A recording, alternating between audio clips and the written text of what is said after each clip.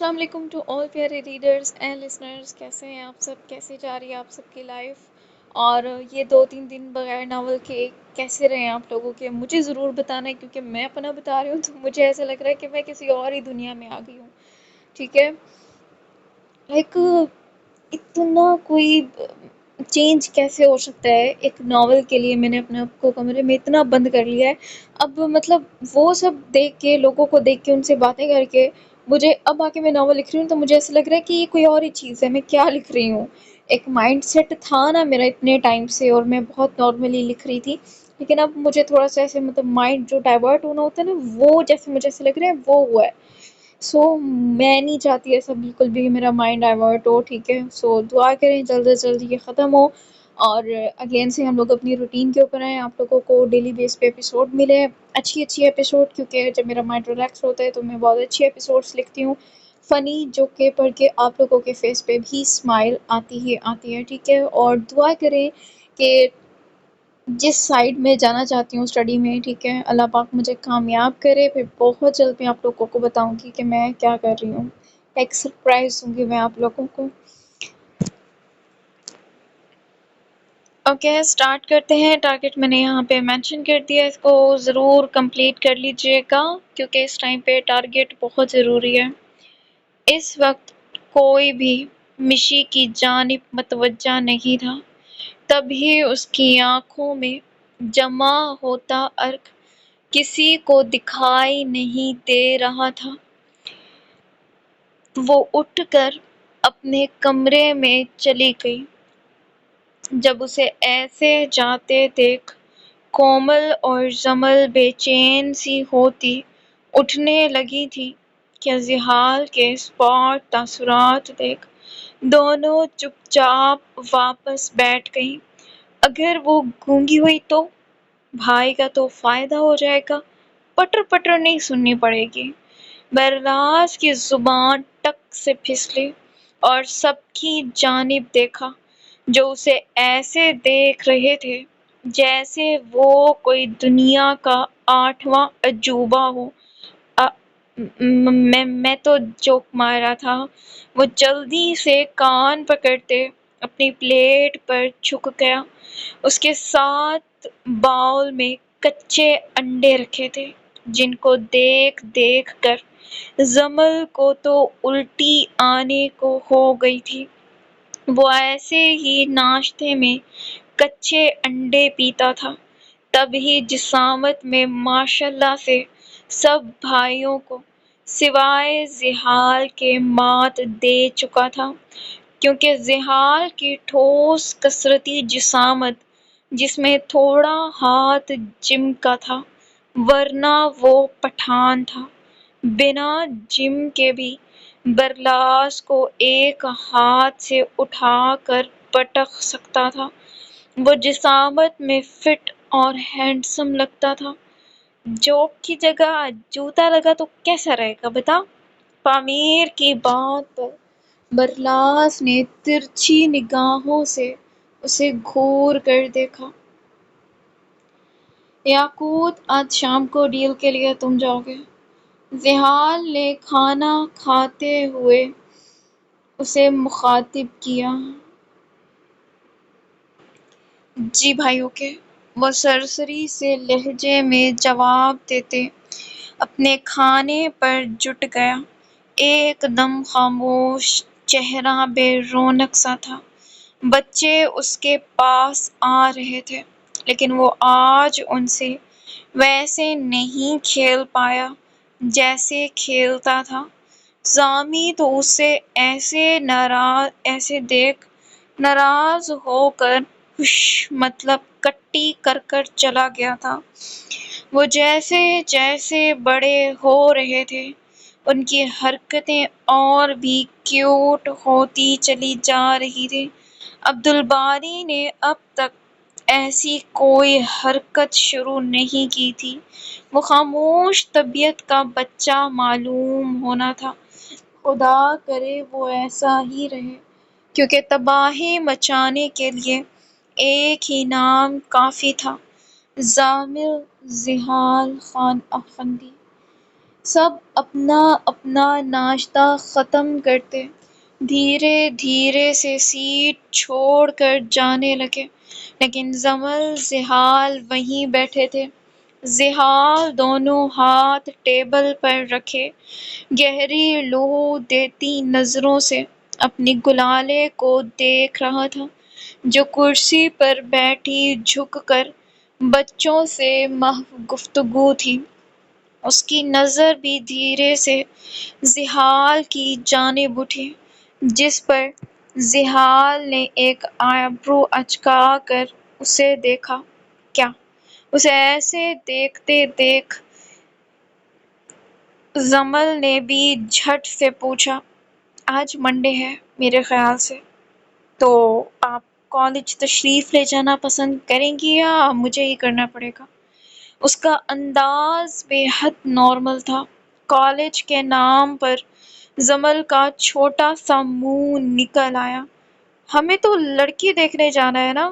بہانہ تو ایسے بنایا جیسے وہ اس کے حلق میں بیٹھا کب سے اجازت مانگ رہا تھا، مالکن میں باہر آؤں؟ تمہاری سوکن نہیں ہے وہ جتنی دلچسپی لے رہی ہو، جا کر اچھے بچوں کی طرح تیار ہو جاؤ۔ اس کی پہلی بات پر زمل نے آنکھیں بے ساختہ پھیلائی، جسے دیکھ زحال کو اپنی شامت آتی دکھائی دی۔ تم تیار ہو جاؤ، میں ایک امپورٹنٹ کال کر کر آیا۔ وہ اٹھ کر زمل کے گال پر بوسہ دیتے باہر لان کی جانب نکل گیا۔ تم لوگوں کے پپا اب گھر سے نکلنے کے موڈ میں ہیں۔ وہ انگلی اٹھائے زالے سے مخاطب تھی، جو ماں کی بات نہ سمجھ کر بھی آگے سے کھلکھلا دی۔ وہ کمرے میں آتے سیدھا وارڈروب میں گھسا اور اپنی شرٹ دیکھنے لگا، جو اسے آج میٹنگ میں پہن کر جانی تھی۔ مشی وہیں بیڈ پر بیٹھی بیک گراؤنڈ سے ٹیک لگائے اسے دیکھتی جا رہی تھی۔ اس نے ایک بار بھی مڑ کر اس کی طرف نہیں دیکھا تھا۔ یہ الگ تکلیف تھی جو مشی کے دل میں سر اٹھا رہی تھی۔ یاقوت اپنے لیے شرٹ نکال کر ملازم کو آواز دینے لگا۔ ایک ملازم فوراً سے پہلے اس کے کمرے میں پہنچ گیا تھا۔ اسے پریس کرو ابھی، اور ساتھ میرا سامان، لیپ ٹاپ وغیرہ اینڈ واچ ریڈی کر کر رکھو۔ میں تھوڑی دیر تک واپس آیا اور آ کر تیار ہو جاؤں گا۔ وہ تائید کرتے مرر کے سامنے آ کر بالوں میں برش پھیرنے لگا۔ اس وقت وہ اسکن کلر کی پینٹ پر انگوری رنگ کی شرٹ میں ملبوس کف موڑے بے حد وجیح لگ رہا تھا۔ اچھا، کہیں کہیں پہ نا ایسے میں جلدی میں لفظوں کو غلط لکھ رہی ہوں تو اس کو اگنور کیجیے گا۔ اس کی گوری رنگت کی وجہ سے ہر ہلکا اور تیز رنگ اس پر کھل اٹھتا تھا۔ مشی اسے دیکھتی جب اس نے ملازم کو وہ سارے کام بتائے جو مشی کے کرنے کے تھے، وہ بے چین سی ہو کر اٹھ کھڑی ہوئی۔ اسے کیوں کہا میں کر دیتی؟ اس کی آواز غم میں ڈوبی ہوئی تھی۔ یاقوت کو محسوس ہوا، لیکن اس نے ظاہر نہیں ہونے دیا۔ تمہیں ریسٹ کرنا چاہیے۔ انداز بہت نارمل تھا، لیکن مشی کے تن بدن میں آگ سی بھڑکا گیا تھا۔ کون سا ریسٹ؟ کتنا ریسٹ کروں؟ سب ریسٹ کرنے کا ہی کہہ رہے ہیں، ایسے کون سے پہاڑ توڑ لیے میں نے؟ وہ ایک دم سے بپھری تھی۔ یاقوت نے سرسری سی نگاہ اس کی جانب اٹھائی۔ پہاڑ ہی تو توڑے ہیں مجھ پر۔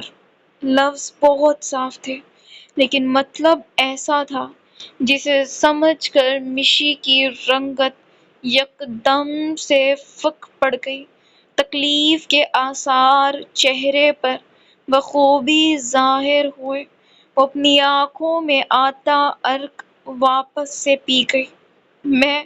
وہ کچھ کہنا چاہتی تھی کہ یاقوت نے انگلی اٹھا کر اسے وہیں خاموش کروا دیا۔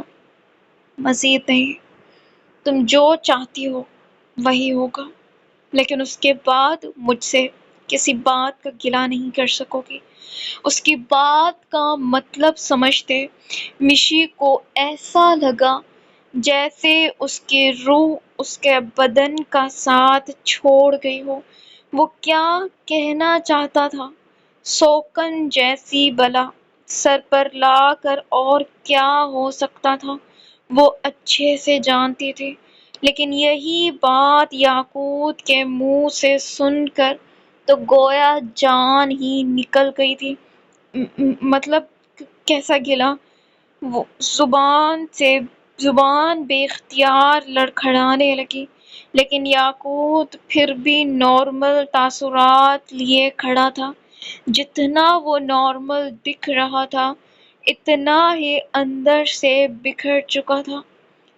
تم سوکن برداشت کر سکتی ہو، لیکن میری دوسری بیوی نہیں، لہٰذا میرے کام نہ کرنے کی عادت ابھی سے ڈال لو۔ میں نہیں چاہتا اسے کچھ برا لگے۔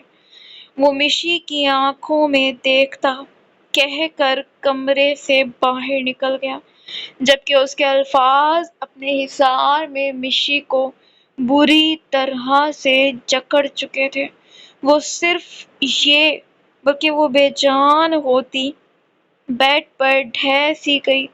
یہ الفاظ نہیں، سور تھا جو اس کے بدن میں پھونکا گیا تھا۔ وہ کتنی ہی دیر بے وقوفی کا اسے اپنی احساس ہوتا رہا۔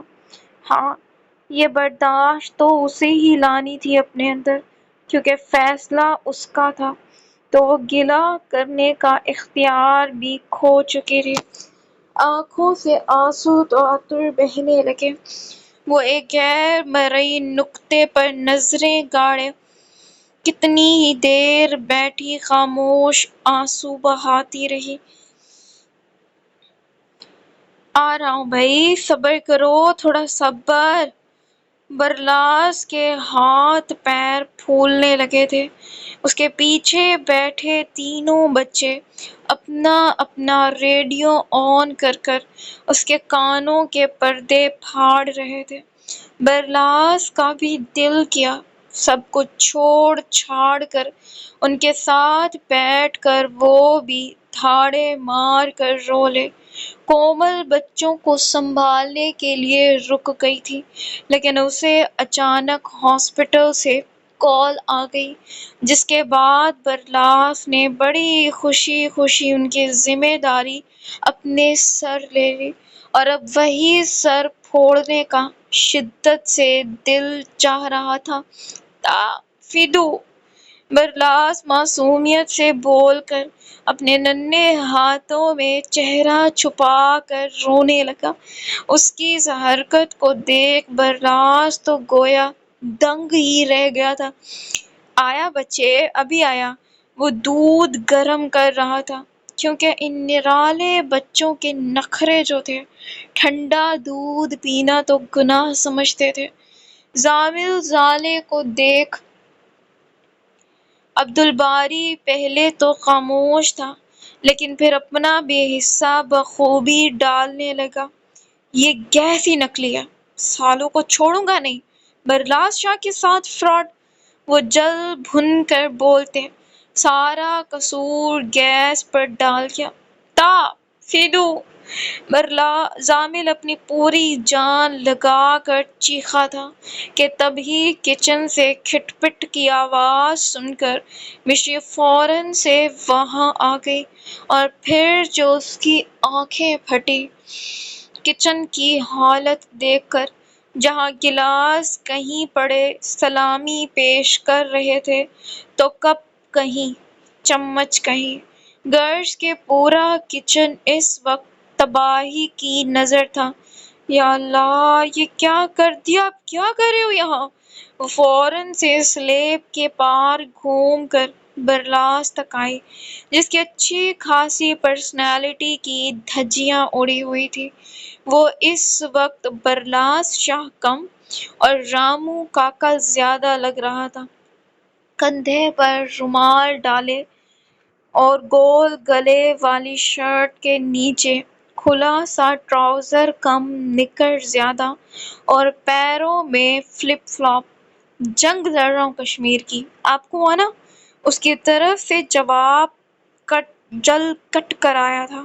بھلا اسے وہ 3 ظالم سفاک مجاہد نظر نہیں آ رہے تھے جو اپنے دودھ کے حق کے لیے طالبان بنے ہوئے تھے، جن سے نہ مذاکرات ہو سکتے تھے نہ ہی ان کے خلاف آپریشن کیا جا سکتا تھا، بس اپنا ہی سر ضرور پھوڑا جا سکتا تھا.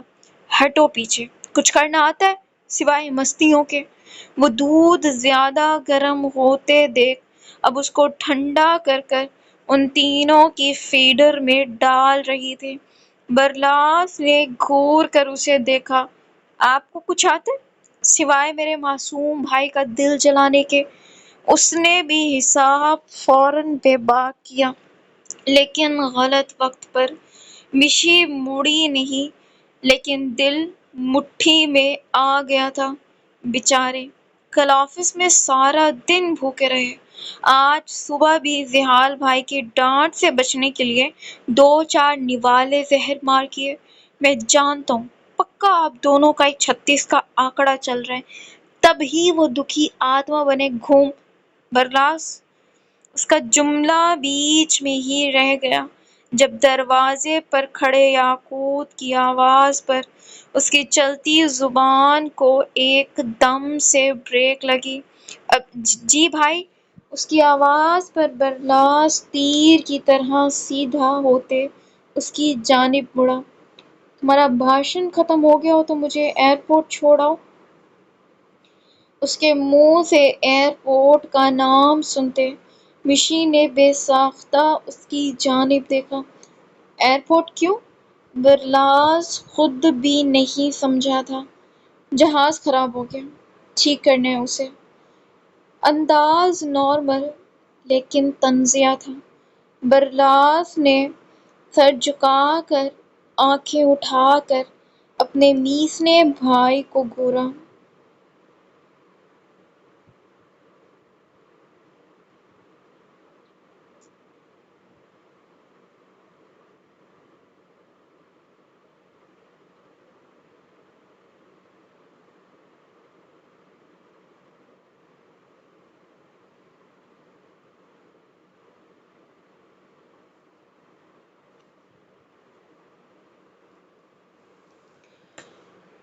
ڈرائیور جا سکتا تھا، لیکن تمہیں بھائی نے آفس بلایا، اس لیے وہیں سے سیدھا آفس چلے جانا.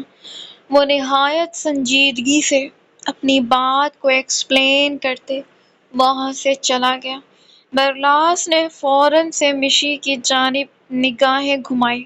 دیکھا، بول کر ایسے گئی جیسے میری روٹی محبوبہ ہو اور میں جا کر اب ان کو منا لوں گا. وہ جل بھن کر بولتا خود بھی اس کے پیچھے ہو لیا. مشی اس کی بات پر نہ چاہتے ہوئے بھی مسکرا پڑی. واقعی برلاس شاہ کا مطلب چہروں کی مسکراہٹ تھا. مشی نے تینوں کو فیڈر دی اور ان کے سٹرولر گھسیٹ کر باہر لے آئی. گھر میں کوئی نہیں تھا اس وقت سوائے اس کے اور بچوں کے. بچے بھی اب سکون سے دودھ پی رہے تھے. وہ وہیں بیٹھی یک ٹک تینوں کو دیکھے گئی. وہ تینوں ہی اس کی آنکھوں کی ممتا کو ٹھنڈا کرتے تھے. کوئی کیسے اسے سمجھتا؟ یہ بنگلہ، یہ گاڑیاں، یہ دولت شہرت، سب کچھ یاقوت اسے دے چکا تھا، لیکن اولاد کے بغیر ایک عورت خالی ہوتی ہے، یہ اسے کون سمجھاتا؟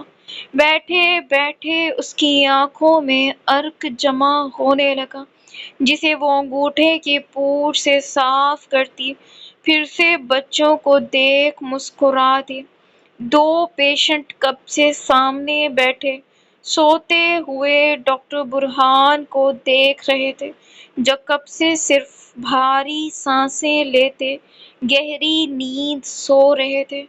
یہ وہ پیشنٹ تھا جس کا علاج کافی ٹائم سے ڈاکٹر برہان ہی کر رہے تھے، اور اس نے کبھی انہیں اس طرح اپنی ڈیوٹی کے وقت سوتے ہوئے نہیں دیکھا تھا، جیسے آج وہ اپنی پاور چیئر پر بیٹھے سر دائیں جانب ڈھلکائے سو رہے تھے۔ کیا ہمیں ان کو اٹھانا چاہیے؟ ان میں سے ایک نے اپنی مخصوص زبان میں پوچھا۔ شاید نہیں، یہ کتنی پرسکون نیند سو رہے ہیں۔ اس لڑکے کے ساتھ شاید اس کی ماں تھی، جو ڈاکٹر برہان کو ایسے سوتے دیکھ مسکرا دی۔ اسی وقت نرس ان کے آفس میں داخل ہوئی۔ جب اس کی بھی نظر برہان پر پڑی، اسے دیکھ کر اسے بھی اچنبھا ہوا۔ کیا یہاں سب ٹھیک ہے؟ اس کا بھی لب و لہجہ ان دو لوگوں جیسا ہی تھا۔ یقیناً سب ٹھیک ہے، لیکن ڈاکٹر آج زیادہ سو رہے ہیں۔ کیا یہ شادی شدہ ہے؟ وہ عورت اپنی عمر کے مطابق کافی تجربہ کار تھی۔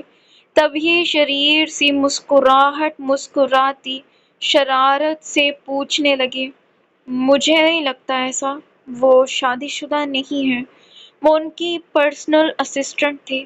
اتنے عرصے سے اس کی جاب ڈاکٹر برہان کے ساتھ ہی لگتی تھی۔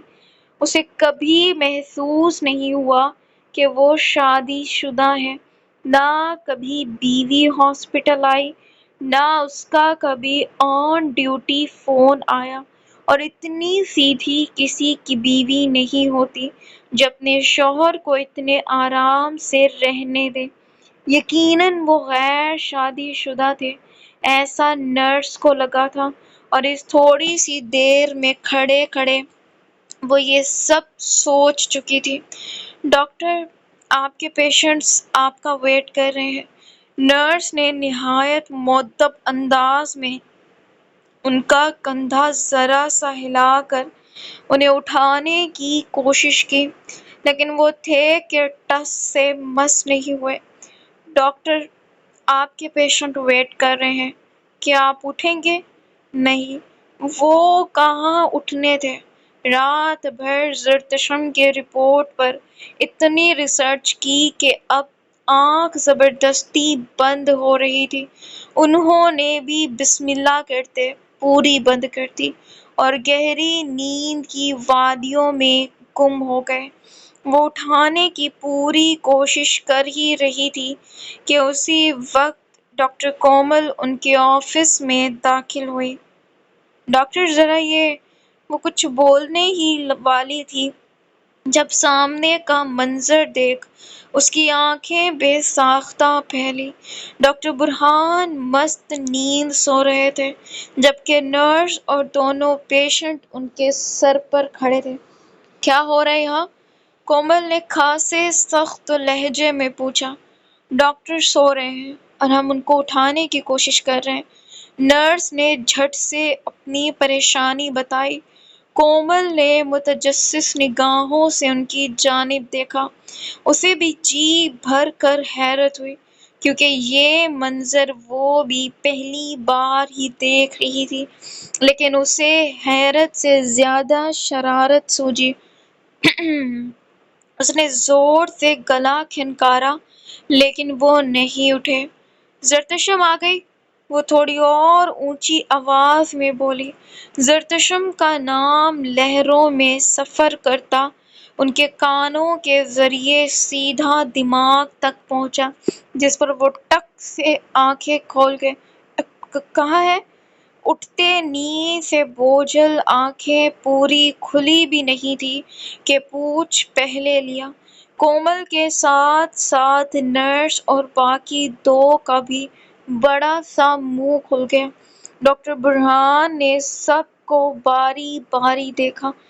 آنکھیں سرخ لکیروں سے بھری پڑی تھیں۔ You okay doctor? کومل نے ایک ابرو اٹھاتے اچنبھے سے پوچھا۔ یا ایم اوکے۔ وہ صحیح کچی نیند سے اٹھ کر گڑبڑا گئے تھے۔ کہاں ہے زرتشم؟ ان کو اب تک نہیں پتہ چلا کہ ان کے ساتھ ہوا کیا تھا۔ نرس اور باقی سب نے اپنی اپنی ہنسی دبائی۔ اپنے گھر، فی الحال آپ ان کو دیکھ لیں گے۔ وہ ان کی حالت کے مزے لیتی زچ کرنے والے انداز میں بولی۔ ڈاکٹر برہان نے جھٹ سے ان کی جانب دیکھا، ایسے جیسے کہہ رہے ہوں خیریت؟ وہ انہیں کچھ فائل دکھانے آئی تھی، ایک پیشنٹ کی رپورٹ جو اکثر سب ڈاکٹرز مل کر کرتے تھے۔ اگر کسی پیشنٹ کا کوئی کیس سمجھ نہ آتا تو سب بیٹھ کر اس پر اپنی اپنی رائے دیتے، لیکن یہاں ڈاکٹر برہان کا ہی ایکسپیرئنس کافی تھا۔ تبھی وہ صوفے پر بیٹھی ان کا انتظار کرنے لگی۔ وہ دونوں کو فارغ کر کر اپنی پاور چیئر کے پشت سے ٹیک لگا کر بیٹھے ہی تھے کہ نظر کومل پر گئی۔ وہ ٹھوڑی کے نیچے ہاتھ کا مکہ بنائے بیٹھی انہیں ہی یک ٹک دیکھے جا رہی تھی۔ "Is everything okay, ڈاکٹر کومل؟" اس کی نظروں سے تھوڑے جھیپنے سے لگے تھے۔ "Same question. کیا سب ٹھیک ہے؟" وہ بھی انہی کے انداز میں پوچھتی اپنی جگہ سے اٹھی اور سامنے کرسی پر آ بیٹھی۔ جی لیکن آپ کیوں پوچھ رہی ہیں؟ وہ اب تک سارے معاملے سے بے خبر تھے۔ "آپ کی فیملی کہاں ہے؟" یہ اچانک سوال تھا جس پر ڈاکٹر برہان تھوڑے کنفیوز سے ہونے لگے۔ "پاکستان میں۔ آپ شاید جانتی ہیں۔" ہاں، وہ اسے اپنے بارے میں بہت کچھ بتا چکے تھے۔ بلا لیں پھر، اکیلے جاتے ہوئے آپ اچھے تھوڑی لگیں گے۔ اگر کہیں کہ وہ تمہید باندھ رہی تھی تو غلط نہ تھا۔ وہ بات کو گول کرتی ڈاکٹر برہان کا دماغ بھی گھما رہی تھی۔ "اکیلے؟ اچھا، اور کہاں جاتا اچھا نہیں لگوں گا اکیلے؟" وہ کس معصومیت سے پوچھ رہے تھے۔ کومل کو ان پر ہنسی آئی۔ یہ شخص اپنے کام میں جتنا ماہر تھا، اصل زندگی میں اتنا ہی سادہ بھی تھا۔ اپنے رشتے کے لیے وہ جو فائل پر جھکنے ہی لگے تھے، ٹرانس کی سی کیفیت میں سر اٹھا کر کومل کو دیکھنے لگے۔ آنکھوں کا رنگ گہرا ہوا۔ "زرتشم کے گھر۔" اس نے اپنا جملہ جیسے ہی مکمل کیا، ڈاکٹر برہان کے گال تھوڑے سے تپ اٹھے جو کومل کو بخوبی محسوس ہوئے تھے۔ کیا کہہ رہی ہیں آپ؟ ٹھیک ہے؟ وہ ہڑبڑا خود گئے تھے اور کنفرم کومل سے کر رہے تھے۔ "میں تو ٹھیک ہوں، آپ ٹھیک نہیں رہے۔ مان لیں ڈاکٹر برہان، بات ہمدردی سے ہمدرد تک پہنچ رہی ہے۔" وہ زمانے انداز میں بولتی اپنی جگہ سے اٹھ کھڑی ہوئی۔ اس کے اٹھتے ڈاکٹر برہان کا سر بھی اوپر اٹھا۔ "یہ فائل ریڈ کر کر مجھے اپنی قیمتی رائے سے ضرور آگاہ کیجیے گا۔" وہ مسکرا کر بولتی ان کے آفس سے باہر نکل گئی۔ اس کے جاتے ڈاکٹر برہان کی نگاہوں کا ارتکاز ٹوٹا۔ وہ پلکیں دھیرے سے جھپکاتے ٹیبل پر پڑی ہر چیز دیکھنے لگے۔ اس کے الفاظ سادہ تھے لیکن ڈاکٹر برہان کو بڑی گہری الجھن میں ڈال گئے تھے۔ بات ہمدردی سے ہمدرد تک پہنچ رہی ہے۔ الفاظ پھر سے ان کی سماعتوں میں باز گشت کرنے لگے۔ اسی کے ساتھ ان کو زرتشم کا ہاتھ اپنے ہاتھ میں یاد آیا، پھر اس کا وہ معصوم چہرہ۔ وہ نہیں جانتے تھے لیکن وہ اس وقت صرف اسے ہی سوچتے جا رہے تھے جب ان کے آفس کا دروازہ ناک ہوا اور نرس ذرا سا دروازہ کھول کر اندر آئی۔ "ڈاکٹر، آپ کی پیشنٹ مس زرتشم آئی ہے۔" سونے پر سہاگا اسی وقت اس کا نام سن کر ان کی آبرو اٹھی۔ نرس جا چکی تھی لیکن وہ ویسے ہی کتنی دیر بیٹھے سوچتے رہے تھے۔ جمل بچوں کو لے کر لان میں آ گئی تھی۔ شام کی چلتی یہ ٹھنڈی ہوائیں اسے پرسکون کر رہی تھی۔ بچے اپنے اپنے کھیل میں مصروف تھے۔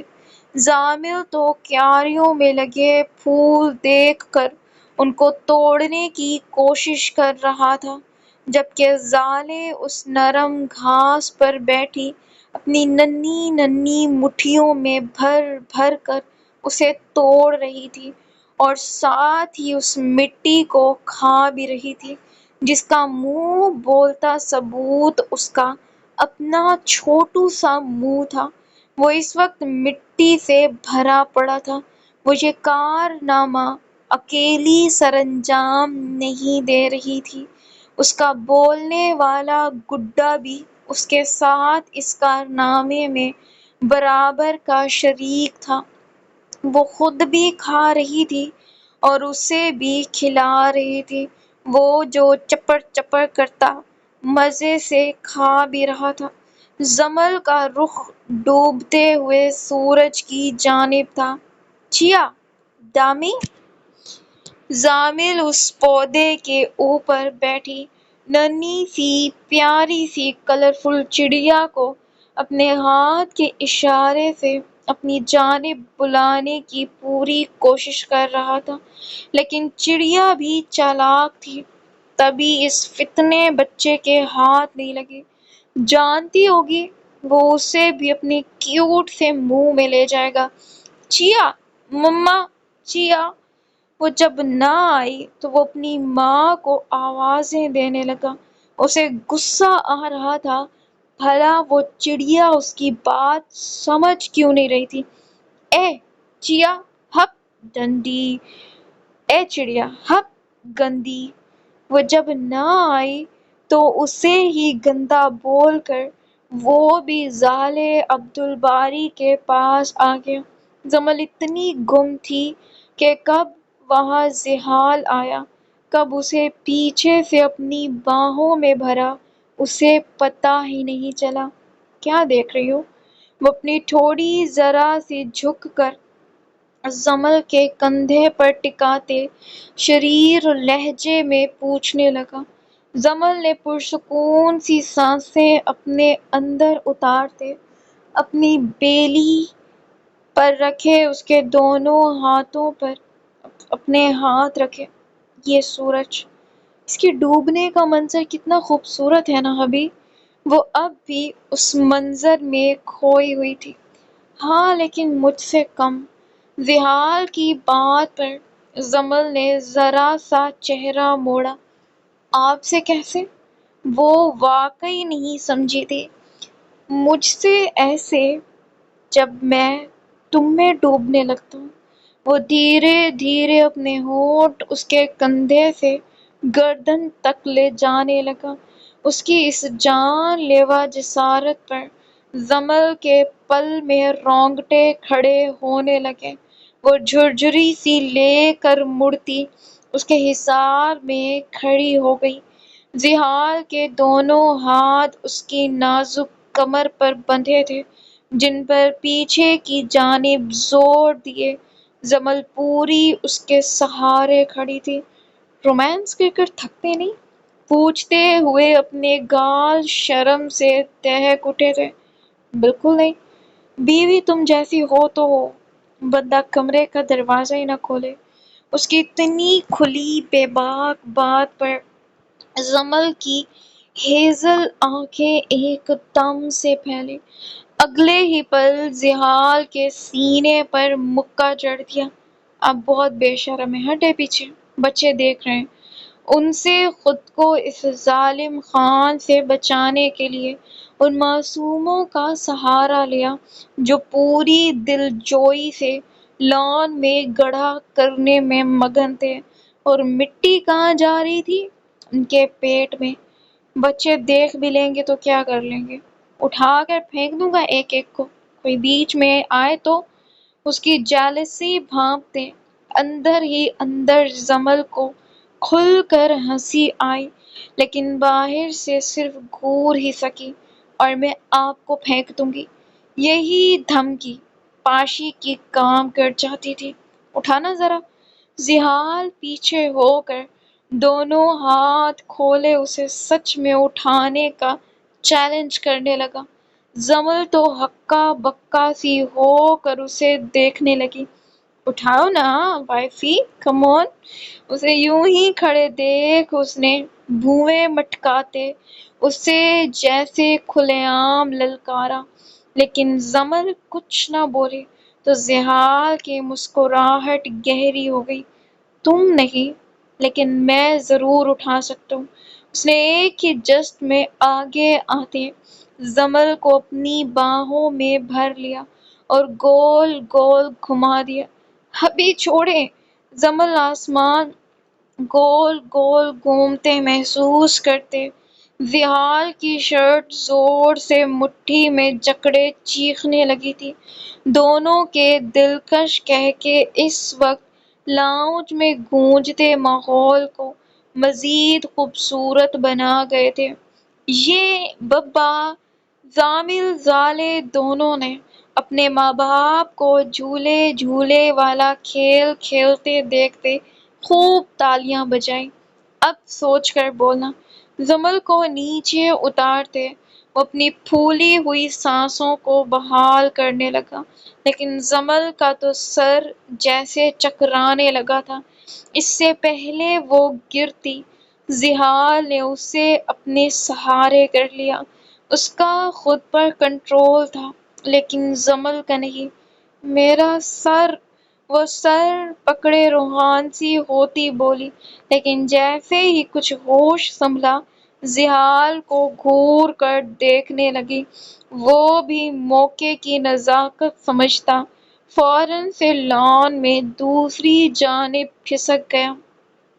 زمل اس کے پیچھے پیچھے اور وہ اس کے آگے آگے، بیچ میں بچے بھوت بنے اس کھیل کو انجوائے کرتے پاگل ہو رہے تھے۔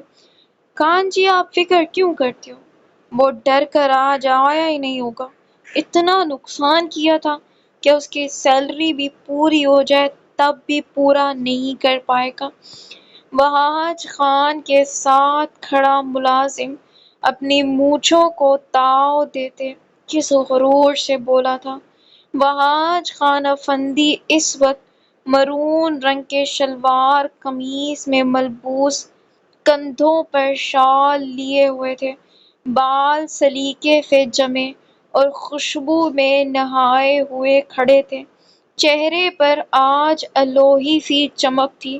یقیناً اپنے آدمیوں سے ایسا چھوٹا کام کروا کر وہ بھی اندر ہی اندر بہت خوش تھے، لیکن یہ خوشی زیادہ دیر تک نہیں رہ سکی تھی، کیونکہ تب ہی ان کی نظر سامنے سے آتے ہوئے ڈاکٹر برہان پر پڑی، جو عام دنوں کی طرح ایک دم چست مسکراتے ہوئے درمیان میں ملنے والی سلام کا جواب دیتے ان کی ہی جانب آ رہے تھے۔ یہ کیا؟ تم تو بولا تھا وہ نہیں آئے گا، لیکن یہ تو آ گیا اور خوش بھی ہے، وہ تڑک کر اپنے ملازم سے پوچھ رہے تھے، جو خود بھی ڈاکٹر برہان کو دیکھ گڑبڑا گیا تھا۔ خان جی، یہ کیسے آ گیا؟ ہم نے تو اس کے گھر کا حشر نشر کر دیا تھا۔ وہ شدید پریشانی کا شکار ہوا۔ تم سے ایک کام ڈھنگ کا ہوا آج تک؟ تم بس بیٹھ کر مکھیاں مارو مڑا۔ ان کا بس نہیں چلا، ان کے گھر کی جگہ اس ملازم کی حالت بگاڑتے تھے۔ نرس انہیں کولنگ پیک دیں، سر گرم ہو رہے ہیں ان کے۔ ڈاکٹر برہان قریب آتے زمائنی انداز میں ان سب کی جانب دیکھ کر بولتے روم میں داخل ہو گئے، جبکہ نرس پیچھے سے اوکے ڈاکٹر کہہ کر سچ میں کولنگ پیک لینے چلی گئی۔ یہ کیا بول کر گیا ہے؟ وہاج سمجھ کر بھی انجان بنتے آگ بگولا ہونے لگے تھے۔ ملازم جس کو اپنی بے عزتی سمجھ تو آ گئی تھی، لیکن وہاج کو ایکسپلین کرنے کی ہمت نہیں تھی۔ برہان جیسے ہی اندر داخل ہوئے، نظر سامنے بیڈ پر گئی۔ وہ تو جہاں تھے ایک پل کے لیے وہیں سٹک ہو گئے تھے۔ سامنے کا منظر دیکھ تو ان کا سانس جیسے رک چکا تھا۔ سو ویورز، یہ تھی آج کی ایپیسوڈ۔ امید کرتی ہوں کہ آپ کو پسند آئی ہوگی اور آپ نے انجوائے بھی کیا ہوگا۔ کمنٹس میں اپنے قیمتی لفظوں سے ضرور آگاہ کریں کہ کیسی لگی آپ کو ایپیسوڈ، اور چینل کو بھی ضرور سبسکرائب کر لیں۔ نیکسٹ ایپیسوڈ ٹارگٹ کمپلیٹ ہونے پر آئے گی۔ ٹیک کیئر، اللہ حافظ۔